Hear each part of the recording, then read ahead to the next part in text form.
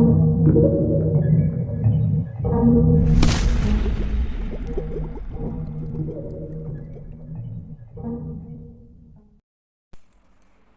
saudara-saudari yang terkasih di dalam Kristus. Mari kita awali pagi hari ini dengan merenungkan firman Tuhan dari kitab Mazmur pasal 28 sampai dengan 30 dengan judul renungan kita, Tuhan perlindungan dan pertolonganku. Ketiga pasal ini merupakan satu kesatuan di mana menggambarkan keadaan sang pemazmur yaitu Daud ketika mengalami masa-masa suram di dalam hidupnya.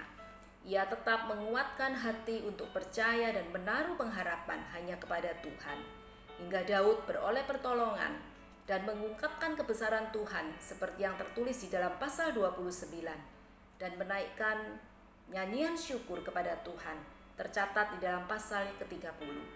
Pagi ini kita akan merenungkan sebagian dari pasal 28 ayat yang ke-6 dan ke-7. Demikian firman Tuhan. Terpujilah Tuhan karena Ia telah mendengar suara permohonanku. Tuhan adalah kekuatanku dan perisaiku. Kepadanya hatiku percaya. Aku tertolong, sebab itu beria-ria hatiku, dan dengan nyanyianku aku bersyukur kepadanya. Ada dua hal yang bisa kita pelajari dari ayat tersebut. Yang pertama, Tuhan itu tempat perlindungan. Setiap kita manusia butuh perlindungan. Namun tidak satu pun dari kita yang sanggup memberikan perlindungan yang sempurna, karena manusia itu sangat terbatas. Hanya perlindungan dari Tuhan sajalah yang tidak terbatas dan yang sempurna, yang sanggup melindungi kita dari setiap ancaman musuh. Apakah yang menjadi musuh kita?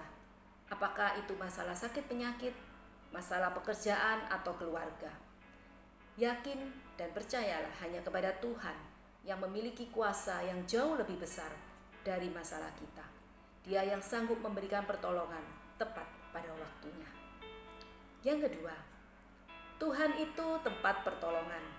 Di saat kita belajar dari kehidupan Daud, begitu banyak hal yang kita temukan pertolongan Tuhan di dalam kehidupannya.